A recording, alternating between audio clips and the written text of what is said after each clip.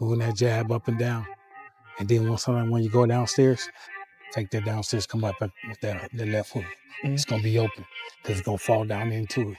Anytime you jab down low, just keep trying to come over the top. Or like you could say, hey, you know what? I can't beat that Mayweather style. I was too young, but look, I did it now against Crawford. I forget Mayweather. It's a long time ago. This is different for me, you know? I lost that day and that's it. I learned a lot.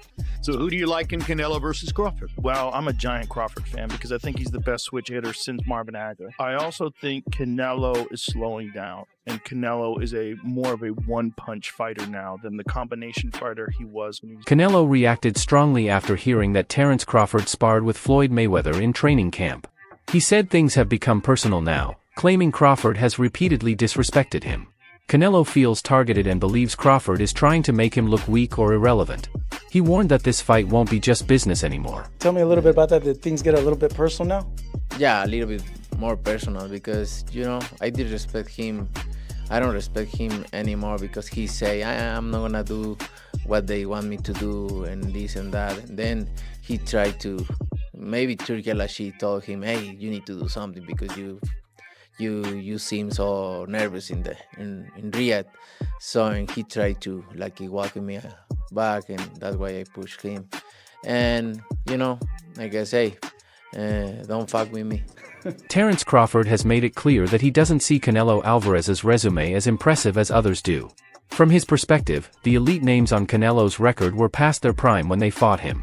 He points to fighters like Shane Mosley, Miguel Cotto, and Sergey Kovalev, who were clearly on the decline when they faced Canelo. Crawford also highlights Floyd Mayweather, the one active legend, who clearly outclassed Canelo in their fight. For Crawford, these points weaken the claim that Canelo's career gives him a superior standing in the sport. He also feels disrespected by Canelo's dismissal of his achievements, saying Canelo overlooks the quality of his opposition to undermine him. About Canelo's resume, but I won't, you know. I wanna, you know, pay homage to the fighters that he fought, and if he don't wanna pay homage to the fighters I fought, if he think they nobodies, then come fight time, then I wonder what they're gonna say after I beat him. Promoter Eddie Hearn acknowledges Canelo's natural size advantage but doesn't rule out Crawford's chances. He believes Crawford's confidence and sharp focus pose a real threat, even against a bigger opponent like Canelo. Hearn emphasizes that mindset and belief can change outcomes in boxing. With Crawford's discipline and determination, he sees a real possibility of an upset. He also points out that while size matters, Crawford's control of pace, distance, and rhythm can help close that gap. Not for him, like not against him, sorry, for him. Like he's so, I think he has no doubt that he beats Canelo Alvarez. Of course. I really like Terence, by the way. I think he's a great fighter. But I have to say, like, tell me his major, significant wins. Well, obviously Errol Spence. Yeah, but come on. Like, no, but he beat a guy who was in the top 5 pound for pound, and he destroyed him. That's really never happened. I agree. History. I agree. I mean, look, he was coming off, you know, some eye problems. But nobody was saying that when he was beating we're giving that credit. And Ugas. Tell me more. I'm just saying. I don't know. That's a big win. No, now, okay. Keep going. Your guy from the UK, who he stopped him, what, in the 5th round, was it? Kell Brook. Kell Brook. Finished by then. Yeah, go on, keep going. Okay, he stopped somebody that nobody's ever really can hurt. Well, Sean Porter. I mean, yeah, but that was about 8 years before, and Errol Spence stopped. That wasn't. What do you mean? Yeah, when he beat Sean Porter. No, that was in 2023. Who? Terence Crawford beat Sean Porter. No, I'm talking about Kell Brook against Sean Porter. No, I was talking about Bud. I'm not talking about that. Yeah. But he stopped him. Nobody's ever able to really hurt Sean.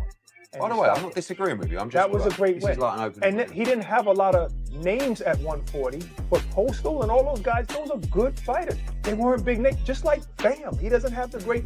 He doesn't have a whole lot of great names. Just like Strada. In a way, yeah, he does have two great fights. By the way, he's one of my favorite doesn't fighters. have a bunch of. John Ryder, who has shared the ring with Canelo, offers an informed view on the difficulty of facing the Mexican champion. He acknowledges Canelo's overwhelming physical presence and admits the weight jump Crawford would need to make is no easy task. Still, Ryder believes that if anyone has the mental and physical tools to handle the challenge, it's Crawford.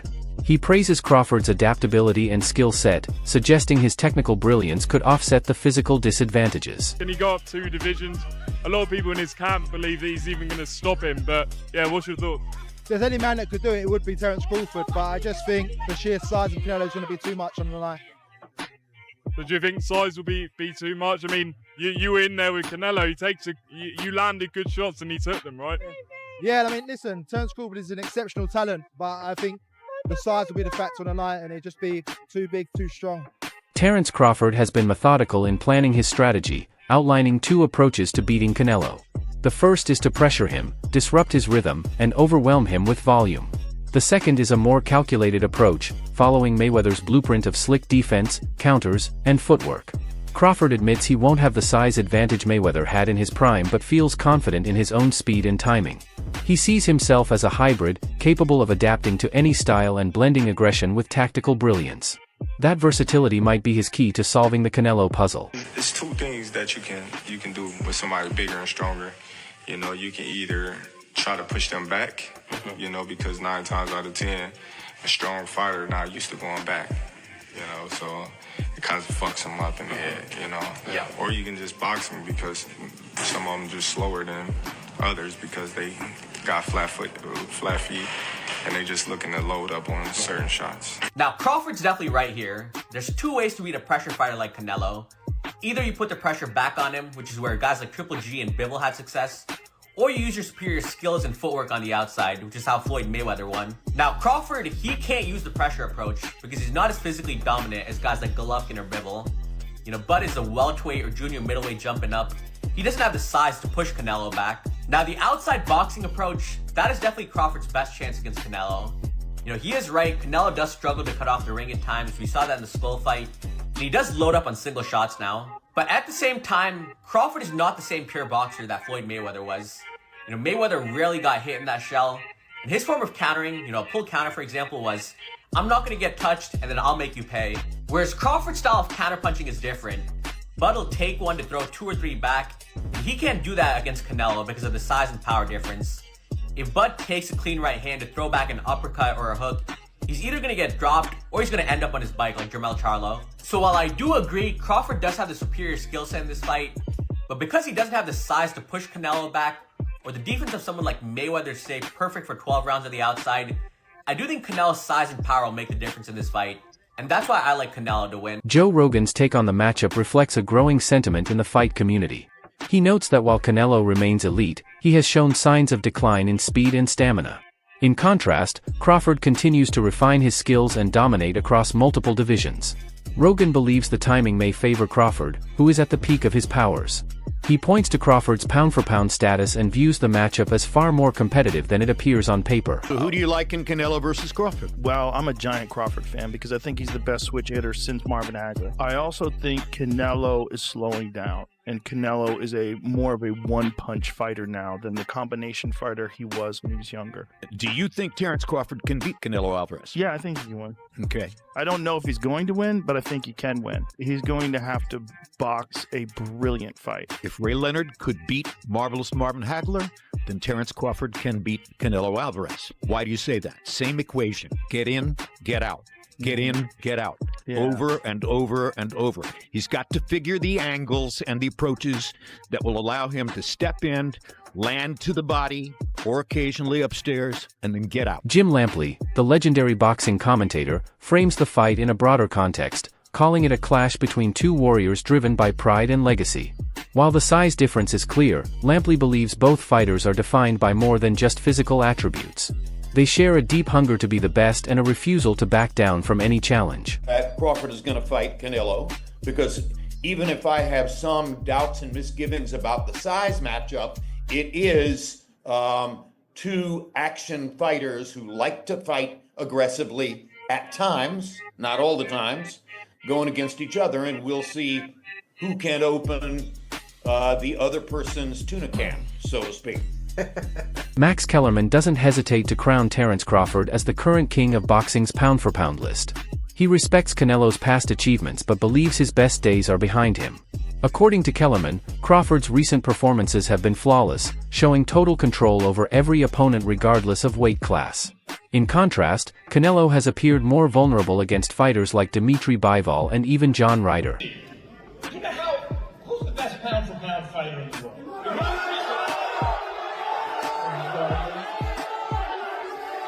Bud Crawford. Apologies to the monster and Usyk. Bud Crawford has my vote for best pound-for-pound. Who was the best pound-for-pound before Bud? Canelo Alvarez, universally recognized that way. But it's not just these two guys, the last two best pound-for-pound fighters in the world. Teddy Atlas offers a nuanced perspective. He respects Canelo's skills, calling him a complete and well-trained fighter. But when it comes to Terence Crawford, Atlas takes a different tone, describing him as special, a term he reserves for fighters with exceptional instincts and intelligence in the ring. He highlights Crawford's ability to make mid-fight adjustments, stay calm under pressure, and finish opponents with precision. Atlas suggests that while Canelo is great, Crawford might belong to a tier reserved for the sport's rarest talents. Maybe he's a little overrated. Terence Crawford versus Canelo Alvarez at 168 pounds. Canelo's really good. Really good. But I think Crawford is special. I know he hasn't fought the resume everyone wants, but you have that or you don't have that ingredient. I think he has it. Canelo's really good. He's tremendous. But could he be a tiny bit overrated? The greatness is within Crawford. It's in his desire, it's in his mind, it's in his makeup, where he came from. I know he's moving up in weight class, can he carry it? But those intangibles, I believe that he has them. Daniel Jacobs, having fought Canelo and observed Crawford closely, offers valuable insight. He notes that while both fighters are fast, Crawford's speed is different, more explosive and unpredictable. Jacobs also highlights Crawford's ability to switch stances and throw from unusual angles, giving him an edge even Canelo might not anticipate. After considering both fighters' attributes, Jacobs admits that if he had to choose, he'd lean toward Crawford due to his timing, sharpness, and ring IQ. Sparring, but I had at least over 15 years of knowing him, amateur, professional. I've seen where he started. I've seen how he's gotten better over time, but I also just know what resides in him. He's a dog, he's a beast, and he's out to prove something too. So I'm excited about this fight. Canelo obviously is self-explanatory. There's really no need to go down the rabbit hole when it comes to him. But I do see this being as a 50-50 fight. But if I was a betting man, I would bet on Crawford. But also, too, you can't count Canelo out. I mean, would go in, I'm assuming, as the favorite, which is rightfully so. A lot of people say that version that you thought was probably the best, Canelo Alvarez. And since then, obviously, naturally, he's slightly declined. Yeah. Do you see this decline that people talk about? Well, I can see in increments because Canelo, which I've always said is an amazing legendary fighter, but he fights in spurts. So sometimes it takes for the opponent to actually initialize him giving the best. When he was faced with me, the opposition that I had and what I was giving him, it was just a lot, whether it was boxing, whether it was coming forward, but most importantly, it was the punches and bunches. And so he was forced to either stand there, wait for the right time, or be combative and go back at it. So I think that's what Crawford may have to do. Push the pressure, make Canelo fight, or maybe just play it safe, win on point. Brian Bomac McIntyre, Crawford's longtime trainer, expresses full confidence in his fighter. He believes time is on their side, saying the more they prepare, the better Crawford becomes, not just physically, but mentally and emotionally. Bomac explains that every aspect of training has been tailored with Canelo in mind, from nutrition and conditioning to film study and strategy. Different approach in terms of crafting a plan and going into camp? No, not really. We know the type of fighter Canelo is. So, as a fighter, you mentally prepare for things like that. And then as a trainer, just making sure he's sharp. His mental game is sharp. His physical game is sharp. Strength-wise, nutrition is everything. Got to, like I said, hitting on all cylinders. So by the time you step in that ring, it's easy picking. Jiren Andis, a rising star himself, takes a more cautious stance. He doesn't doubt Crawford's skill but is realistic about the physical challenge ahead. He points out that if Crawford can't make Canelo respect his power, the fight could shift in Canelo's favor. Andis emphasizes that while skill is important, at some point, damage needs to be done, and that might be tougher for a naturally smaller fighter. I think you gotta lean more towards Canelo, because like I said before, he been putting big guys out and down, and Canelo not even really a 68 pounder. He probably really should be at 60, maybe, and he been hurting these guys. I think he be driving these guys and things like that. So, and them guys be way bigger than him come fight night. I know that for sure. They be probably close to 200 pounds, and he dropping those guys like that. So, I don't know. You know, it's gonna be a great fight. You know, the fans want to see it. So, you know, so be it. I think Crawford should take a warm-up fight. You know, at like 60, or like at least at 60, just to get his body, you know, the feeling of somebody a little bit bigger, you know, and things like that. You know, I know when you go up a weight, you gotta, you know, develop that power and not develop the power, but like put that muscle on and be heavier and things like that. So he might not want to take a fight because he's trying to build up right now, but I think he should, just to stay sharp and that way he don't have like a long layoff or anything like that. Alexander Usyk, known for defying weight class expectations, views this as a fair matchup. He acknowledges the challenge for Crawford but affirms his status as the best pound-for-pound boxer today. Roy Jones Jr. believes the fight hinges entirely on Crawford's mindset. If Crawford enters the ring fully sharp with the right plan, Roy thinks he can outmaneuver Canelo. However, he also warns that if Crawford is even slightly off, Canelo's experience and power could swing the fight. It all comes down to execution under pressure. For pro boxing fans, joined by, does he need any introduction, Hall of Fame legend Roy Jones Jr. here in the UK. There's a few questions about the US guys. Obviously, Tank and Lamont Roach, we saw the first fight. Lamont Roach shot the world. What do you think happens in a rematch if they fight? I think he shocks the world again, but the only thing different this time is Tank will come with a different attitude, different personality, different motivation, and I think Roach will do good again, but I think Tank will be more dominant this time. And obviously we know if Canelo wins against William Skull, he will fight Terence Crawford in September. Who would you favour in that fight? You know, it's a hard one to call, and I'm going to tell you why it's a hard one to call. It's a hard one to call because it'll all be predicated upon how Canelo approaches the fight. If Canelo approaches the fight like he's the man and he can box and outbox Terence Crawford, he'll get beat. If he comes out and shows that he really wants to go out and prove whether he's still the best, he might win. So it all depends on which Canelo comes to the dance. Brian Norman highlights the narrative aspect of this fight. He points out that if Canelo beats Crawford, critics might downplay the win due to the size difference. But if Crawford wins, it would be seen as a monumental achievement. The clash between Crawford and Canelo is about more than titles, it's about legacy. This fight could define both of their careers. The winner won't just earn a victory, he'll be remembered as the superior fighter of his era. Deal with Canelo's experience over time, right? Even though Terence is the older fighter, he has, I think, 20 less fights than Canelo does, or maybe more. I think more than 20. And also, you know, competition level. This will be the most skilled, most experienced, biggest, strongest fighter that Terence Crawford's ever faced, without a question. I love you both, but you still did not answer the question. How do you see this fight ending? I told you. Don't say with your hands. I'm back out. I'm knock him out the ring. Jack's trying to get that one-liner. He's trying to get that go-viral moment from Bud, but he's just not that guy, right? And I think what he's about to say is, like, he's not going to go in there and be like, I'm going to knock him out, I'm going to do it in the first round. And plus, I wouldn't want to hear that, right? As much as that sounds nice as a soundbite, I wouldn't want to hear that because I don't think he believes that. And I don't believe that. I want to hear what Bud actually believes, which is, yeah, that he'll win, but not like this mystic Mac, let me predict the round, here's why, unless he truly believes that, and I don't think Bud does. I think he believes he'll get it done by any means necessary, whether that's, let's say, he was able to knock Canelo out or he gets it done by decision, doesn't really matter. Because a fight is a fight at the end of the day, and all he needs to do is win. Always in my mind doesn't exist a loss, you know? I train, I put my best, I dedicate myself to this sport, and I'm just thinking about win. Many still view Canelo through the lens of his dominant prime, but the sport, and he himself, has changed. With Crawford highlighting flaws in the narrative around Canelo's resume, fans are starting to re-evaluate the significance of his past victories. This fight could permanently shift public perception. So you heard about what Canelo said about Terence Crawford's resume already and how he has no elite fighters on his resume.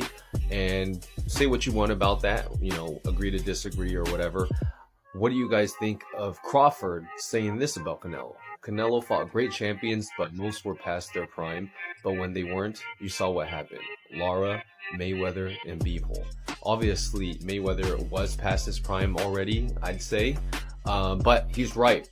I rewatched the Lara fight, and, you know, that Cuban style is just tricky to deal with. And, you know, a lot of people would say that Lara won that fight. And then Bivol, it was, I mean, I don't need to convince you about that. That fight was a clear-cut victory for Bivol. And it just showed that Canelo isn't this unbeatable person. You know, with the right set of skills, you can beat him. And I don't know, what do you guys think? Has Terence Crawford fought any elite boxers? You could say, you know, Errol Spence, but then, you know, after the whole horrible accident that he had. So who knows, right? That's it for today's video. Stay tuned, and until next time.